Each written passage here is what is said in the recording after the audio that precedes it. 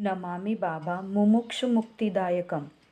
अभी जाड़ा पूर्ण रूपेण समाप्त हुआ नहीं था कि एक दिन संध्या समय जब मैं पूज्य बाबा के निवास पर बाबा को प्रणाम करने पहुंचा तो अपने विभाग के एक सज्जन को वहां पूज्य बाबा के निवास का द्वार खुलने का इंतज़ार करते पाया। मैंने उनसे पूछ दिया, आपका आना कैसे हुआ? उन्होंने कहा, आज दीक्षा लेना है। मुझे बड़ी प्रसन्नता हुई। कुछ देर इंतज़ार करने के बाद जब द्वार खुला तो मैं अंदर चला गया और पूज्य बाबा को प्रणाम करने के बाद मैंने कहा, बाबा, एक सज्जन बाहर दीक्षा के लिए इंतज़ार कर रहे हैं। पूज्य बाबा ने कहा, उनको अंदर भेज दो और तुम बाहर इंतज़ार करो। दीक्षा देने के बाद टहलने चलेंगे। मैं बाहर चला आया और उन सज्जन को बाबा के पास भेज दिया। मैं बाहर खड़ा इंतज़ार कर ही रहा था कि अंदर से पूज्य बाबा को उच्च आवाज़ में कहते सुना, स्वाभाविक हो, स्वाभाविक हो। बीच बीच में उन सज्जन की भी बातें सुनने को मिलती थी। वे सज्जन कभी भगवान, कभी हरे राम हरे कृष्णा बोलते तो कभी जय गुरुदेव इत्यादि। हर बार पूज्य बाबा को स्वाभाविक होने का आदेश देते मैं बाहर से सुन रहा था। दीक्षा समाप्त होने पर वे सज्जन बाहर निकले और मुझसे पूछने लगे, क्या आपने भगवान को साक्षात देखा है? मैंने कहा, नहीं। तो उन सज्जन ने कहा कि बाबा साक्षात भगवान है। ये मेरे बाबा पिता है। वे सज्जन बांग्ला भाषा में बोल रहे थे, जो इस तरह है, आपने की भगवानेर दर्शन कोरे छेन? मैंने कहा, नहीं महाशय, अभी मुझे ऐसा समय नहीं प्राप्त हुआ है। उन्होंने कहा, आमादीर गुरुदेव साक्षात भगवान आछेन। इन्हीं भगवान आमार बाबा होछेन। वे पूर्ण रूपेण भाव विभोर थे एवं ब्रह्मी भाव में थे। शरीर की सही सुध बुध भी नहीं थी। इतने में बाबा ने अंदर से मुझे पुकारा और मैं पूज्य बाबा के चरणों में हाजिर हो गया। पूज्य बाबा ने कहा, बाहर में उसको संभालो। वह तो मेरा चरण छूते ही अस्वाभाविक हो गया। बड़ी मुश्किल से किसी तरह मंत्र उसको दे पाया हूँ। मैं अभी आता हूँ तो टहलने चलूँगा। मैं फिर बाहर आया और उन सज्जन के साथ बातें करने लगा। जब अमानिश की ज्योति बाबा बाहर निकले तो वे सज्जन बाबा की ओर इंगित कर बोले, इन्हीं होचेन अमार बाबा, और बाबा की ओर बढ़े। फिर बाबा से भी पूछा, आपनी अमार बाबा होचेन न की? बाबा ने कहा, है आमी तुम्हार बाबा। फिर पूज्य बाबा ने मुझसे पूछा, इसको मैदान तक ले चल सकते हो? मैंने समझा सिर्फ सहारा देकर ले चलने की बात होगी, इसीलिए कह दिया, हाँ बाबा। परंतु जब थोड़ी दूर सहारा देकर ले चला तो पता चला इनको ले चलने के बजाय ढोना पड़ेगा और वास्तव में इनको ढोकर ही मैदान तक ले जाना पड़ा। पैर जरूर इनका ज़मीन पर था, परंतु सारे शरीर का भार मेरे कंधे पर था। मैदान में पहुंच जब पूज्य बाबा कब्र पर बैठ गए तो वे सज्जन पूज्य बाबा से बिल्कुल सटकर उनके दाहिने बगल में बैठ गए। थोड़ी देर तो ये सज्जन चुपचाप बैठे रहे। फिर पूज्य बाबा से पूछा, बाबा काज टाज कोरते परवो तो? पूज्य बाबा ने कहा, है रे, खूब भालो कोरे, काज कोरते परबी। पूज्य बाबा का इतना कहना था कि वे सज्जन बाबा की गोद में अपना सिर रख लेट गए और बाबा उनकी पीठ तथा बाह सहलाने लगे। कभी कभी बाबा उनकी बाह पर थोड़ा जोर देकर दबाने लगे। यह देख उनकी पाँव की ओर से मैं भी सेवा करने लगा। जिनके चरण कमल की सेवा के सुयोग के लिए ऋषि, महर्षि और देवगण लालायित रहते हैं, आज वही अपने एक लाडले भक्त मानस पुत्र को प्यारवश गोद में सुला उसके पीठ, कलेजा तथा बाहें को सहलाते रहे हैं। धन्य है पूज्य बाबा और उनका प्यार। जब बाबा के लौटने का समय हुआ तभी उन सज्जन ने बाबा की गोद से अपना सिर हटाया। इस तरह उनको करीब 1.5 घंटा बाबा की गोद में सिर रखकर सोने का सौभाग्य प्राप्त हुआ। पूज्य बाबा भी इनको गोद में इस तरह सुलाए हुए थे जैसे कोई बच्चा विश्वपिता बाबा की गोद में सो रहा हो, और बड़े प्यार से इनके सिर और शरीर को सहला रहे थे। जगतपिता बाबा के उस अलौकिक प्यार का दर्शन आजीवन अविस्मरणीय रहेगा। धन्य है ये सज्जन। कितना ऊंचा संस्कार है इनका कि परमपिता की गोद में इतनी देर सोते रहने, और प्रथम दर्शन में ही जिन्हें बाबा के भगवानत्व का ज्ञान प्राप्त हुआ। लौटते समय पूज्य बाबा ने कहा, नगीना, इसको अपने साथ ले जाओ और इसका उपचार कर देना। मैंने कहा, बाबा, क्या आज वे जाने लायक हो जाएंगे? पूज्य बाबा ने कहा, हाँ, ठीक हो जाएगा। फिर मैंने पूछा कि क्या वे अकेले ट्रेन में बैठकर वापस जा सकेंगे? बाबा ने फिर कहा, हाँ। मैं इनको अपने साथ श्री विंध्येश्वरी जी के घर ले गया और इनका उपचार कर रेलवे स्टेशन ले आया। स्टेशन आने तक वे बिल्कुल स्वाभाविक हो चले थे। इसके बाद भी वे जब कभी बाबा के पास जाते तो अस्वाभाविक हो ही जाते थे। उस अस्वाभाविक अवस्था में वे रोमांचित हो चित्कार करने लगते थे और उनके शरीर में कंपन होने लगता था। वैसी हालत में वे ज़्यादातर हरे राम हरे कृष्णा कहते रहते थे और फिर थोड़ी देर बाद शांत हो जाते थे। इस महाशय द्वारा पूज्य बाबा के सामने आने पर हरे राम हरे कृष्णा कहते सुन मैंने एक बार बाबा से पूछा कि बाबा, आपके सामने यह हरे राम हरे कृष्णा क्यों कहते रहते हैं? उस पर बाबा ने मृदु मुस्कान के साथ बताया कि यह कभी मुझे राम रूप में तो कभी कृष्ण रूप में देखता है, इसीलिए ऐसा कहता है। एक दिन जब वे ऐसी ही हालत में कंपायमान शरीर से रोमांचित हो चित्कार के साथ भावस्त हो रहे थे तो पूज्य बाबा ने मुझसे पूछा, नगीना, गीता का वह श्लोक याद है जिसमें अर्जुन ने कहा है, सीदंती मम गत्राणि मुराम च परिशुष्यति वेपश्च शरीरे मे रोम हर्षश्च जायते। मैंने कहा, हाँ बाबा। पूज्य बाबा ने फिर कहा, ऐसी ही स्थिति उस समय अर्जुन की थी। मैं मन ही मन चक्रपाणी बाबा के उस विराट रूप को याद कर नतमस्तक हो गया। मार्च 1955 में मैं एक कार्यवश भागलपुर गया हुआ था और वहाँ 2 दिन रुक जाना पड़ा। इसी बीच मेरी अनुपस्थिति में ही मेरे पूज्य पिताजी जमालपुर मुझसे मिलने चले आए।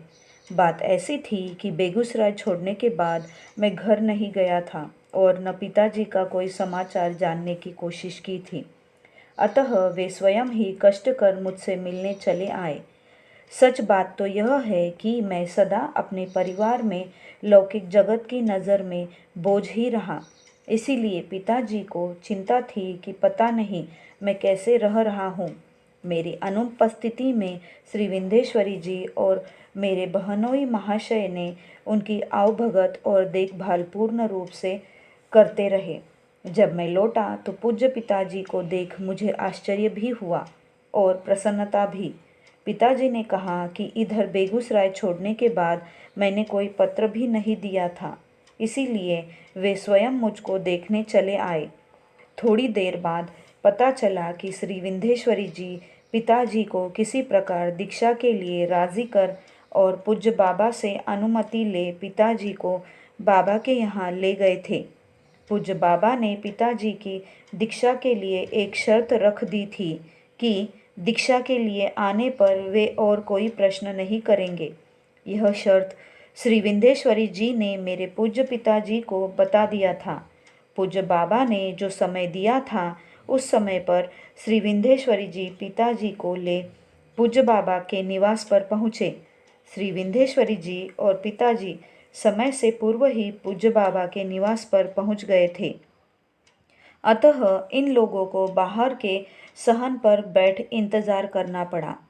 जब पूज्य बाबा के निवास का द्वार खुला तो श्री विंध्येश्वरी जी पूज्य बाबा की आज्ञा ले मेरे पिताजी को बाबा के पास ले गए और पिताजी को वहाँ छोड़ वे बाहर चले आए। पिताजी को यद्यपि शर्त मालूम थी, फिर भी उन्होंने पूज्य बाबा से एक प्रश्न कर ही दिया। प्रश्न था, क्या कर्म फल भोगना ही पड़ता है? बाबा ने कहा, हाँ, यह तो निश्चित रूप से भोगना ही पड़ेगा। इसके बाद कुछ और भी बातें हुई और फिर बाबा टहलने जाने के लिए उठ खड़े हुए। पिताजी ने अब दीक्षा के लिए कहा तो पूज्य बाबा ने कहा, आपको दीक्षा की ज़रूरत नहीं है, आप जो करते आए हैं वही करें। इसके बाद पिताजी और श्री विंध्येश्वरी जी लौट आए। पूज्य पिताजी की दीक्षा नहीं हुई, यह जानकर मन साशंकित और दुखी हो गया। अब मैंने पूज्य पिताजी से पूछा, कैसे क्या हुआ? उन्होंने बड़े ही निर्दोष ढंग से कहा, शर्त मुझे मालूम थी, फिर भी प्रश्न करने से अपने को रोक नहीं पाया, मैं क्या करूं? फिर उन्होंने कहा, मैंने तुम्हारे विषय में भी पूछा था। पूर्व में उनके मना करने के बावजूद भी मैं पूछ ही बैठा। यद्यपि प्रश्न पूछते समय बाबा ने मेरे प्रश्नों का संतोषजनक उत्तर दिया और उन्होंने कोई आपत्ति नहीं की। पिताजी ने श्री विंध्येश्वरी जी की सभी बातों को स्वीकार करते हुए कहा कि एक नई बात वहाँ अनुभव किया। जब हम लोग समय से पूर्व पूज्य बाबा के यहाँ पहुँचे और बाहर वाले सहन पर चुपचाप बैठे थे, तो मेरे मन में बचपन से लेकर आज तक के जितने भी कर्म किए थे, सभी एक के बाद एक सिनेमा की रोल की तरह मेरी आँखों के सामने आए और लगे जैसे हर घटना कल ही घटी हो। पूज्य पिताजी ने कहा, ऐसा लोगों से सुनते आए हैं और शास्त्रों में भी लिखा है कि मृत्यु के समय सभी कर्म याद आने लगते हैं। मैं थोड़ा और चिंतित हुआ, परंतु पिताजी को पूर्ण स्वस्थ और प्रसन्न देख यह शंका अधिक देर तक मेरे मन में नहीं टिकी। पिताजी पर मैं अटूट श्रद्धा और विश्वास रखता था। पूज्य बाबा के चरणों में शरणागत होने के पूर्व मैंने पिताजी को छोड़ किसी का भी चरण स्पर्श प्रणाम नहीं किया था। पिताजी की दीक्षा न मिलने का दुख हमें था और कई बार मन में आया कि बाबा से फिर आग्रह करूं, परंतु न जाने क्यों पूज्य बाबा से इस विषय में जिक्र भी न कर पाया। मेरे लौटने के दूसरे दिन पिताजी वापस गांव लौट गए। परम पूज्य बाबा ने अभी चर्याचर्य नामक पुस्तक हम लोगों के बीच देने की कृपा नहीं की थी, तभी 1955 की होली वसंतोत्सव आ गया। व्यवस्थापक जी से जानकारी मिली कि फाल्गुनी पूर्णिमा को हम लोगों को वसंतोत्सव मनाना चाहिए। उस दिन हम लोगों को चाहिए कि परम पूज्य बाबा के युगल चरणों में सुगंध, अबीर, गुलाल तथा पुष्प अर्पण करें। इसकी सूचना मुझे ऐन पूर्णिमा के दिन तीसरे प्रहर में मिली। मैंने व्यवस्थापक जी से कहा भी कि इसकी तैयारी तो हम लोगों को पहले से ही करनी थी और आप आज इस समय कह रहे हैं। उन्होंने कहा कि परम पूज्य बाबा ने इसकी सूचना समय से पूर्व अधिक लोगों को देने की अनुमति नहीं दी है, अतः वे सभी को खबर नहीं दे सके। परम पूज्य बाबा संध्या समय टहलने जाते समय उस दिन आश्रम आने की कृपा करेंगे और वहाँ जो लोग होंगे वे सुगंध, अबीर, गुलाल तथा पुष्प अर्पण कर लेंगे। उन्होंने मुझसे कहा कि आप तो संध्या समय नित्य प्रति पूज्य बाबा को प्रणाम करने उनके निवास पर जाते ही हैं और फिर उनके साथ टहलने में भी साथ रहते हैं, अतः आप परम पूज्य बाबा के साथ रेलवे क्वार्टर वाले आश्रम में आ जाएंगे, जिससे इस उत्सव में भाग लेने का सौभाग्य मिल जाए। व्यवस्थापक जी ने कहा कि चूंकि अभी हम लोगों की संख्या बहुत कम है, शायद इसीलिए परम पूज्य बाबा ने इसे व्यापक अथवा विस्तृत रूप से मनाने की आज्ञा नहीं दी है। हो सकता है भविष्य में इसे अधिक वृहत रूप से मनाया जाए। नियमानुसार फाल्गुनी पूर्णिमा 1955 की संध्या को नित्य की तरह मैं परम पूज्य बाबा के दर्शनार्थ उनके निवास पर गया और साष्टांग प्रणाम करने के बाद संध्याकालीन भ्रमण में उनके साथ हो लिया। थोड़ी दूर जाने के बाद परम पूज्य बाबा जागृति रेलवे क्वार्टर की ओर मुड़ गए। जागृति पहुंचने पर तत्कालीन जनरल सेक्रेटरी महोदय ने परम पूज्य बाबा का स्वागत किया और पूज्य बाबा को उनके कमरे में ले जा आसन ग्रहण करने का आग्रह किया। वहां कुछ देर तक परम पूज्य बाबा व्यवस्था संबंधी बातें कर अंदर वाले बरामदे पर एक चौकी पर बैठ गए। वहां हम लोग पहले से ही पूज्य बाबा की प्रतीक्षा में बैठे थे। अब जनरल सेक्रेटरी महोदय ने एक थाल में सुगंध सुवासित अबीर, गुलाल और कुछ सुगंध तथा सुगंधित फूल रख गए। परम पूज्य बाबा ने अपना दोनों पांव चौकी से नीचे फर्श पर रख देने की कृपा की। अब जनरल सेक्रेटरी महोदय ने हम लोगों को आज्ञा देने की कृपा की कि हम लोग परम पूज्य बाबा के युगल चरणों में सुगंध सुवासित गुलाल तथा पुष्प पारी पारी से अर्पण करें। ऐसा सौभाग्य मुझे इससे पहले कभी नहीं मिला था। परम पूज्य बाबा के परम पावन चरणों में सुगंध सुवासित गुलाल तथा पुष्प फाल्गुनी पूर्णिमा के अवसर पर अर्पण करने का यह मेरे जीवन का प्रथम सुअवसर था। इस विचार को जानकर हृदय गदगद हो गया और मन खुशी से नाच उठा। मुझसे पहले मेरे दो गुरु भाई परम पूज्य बाबा के युगल चरणों में सुवासित गुलाल, सुगंध तथा पुष्प अर्पण कर चुके थे। अब तीसरे नंबर पर मेरी बारी थी। इस परम पुनीत शुभ अवसर पर मैंने परम पूज्य बाबा के पावन को भी पावन करने वाले युगल चरणों में सुगंध लेपन के पश्चात सुवासित गुलाल तथा सुगंधित पुष्प, सुंदर पुष्प अर्पण किया और भाव विवल हो उन चरणों पर सिर रख साष्टांग में दंडवत गिर पड़ा। अब न उन चरणों पर से कपाल हटाने को जी चाहता था और न उन चरणों को छोड़ने की इच्छा होती थी। परम पूज्य बाबा के बार बार उत्तिष्ठ कहने पर किसी तरह उन चरणों से विलग हो सका। जब तक इन चरणों में लेटा रहा, एक अलभ्य तथा अपूर्व सुख और आनंद का अनुभव करता रहा। अब तक के जीवन में परम पूज्य बाबा के युगल चरणों में फाल्गुनी पूर्णिमा के सुअवसर पर स्थूल रूप से सुगंध सुवासित गुलाल तथा पुष्प अर्पण करने का यह प्रथम और अंतिम सुअवसर था। सभी गुरु भाइयों के गुलाल अर्पण तथा साष्टांग कर लेने के बाद तत्कालीन जनरल सेक्रेटरी महोदय ने परम पूज्य बाबा के पांव पखारे और बाद में तौलिए से पांव पोंछ जूता पहना दिया। इसके बाद ही परम पूज्य बाबा टहलने गए।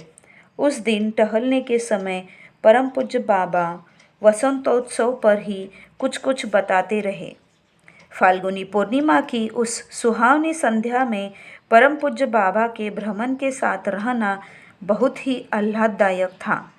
पता नहीं जीवन में फिर कब पूज्य बाबा ऐसा सुयोग देने की कृपा करेंगे।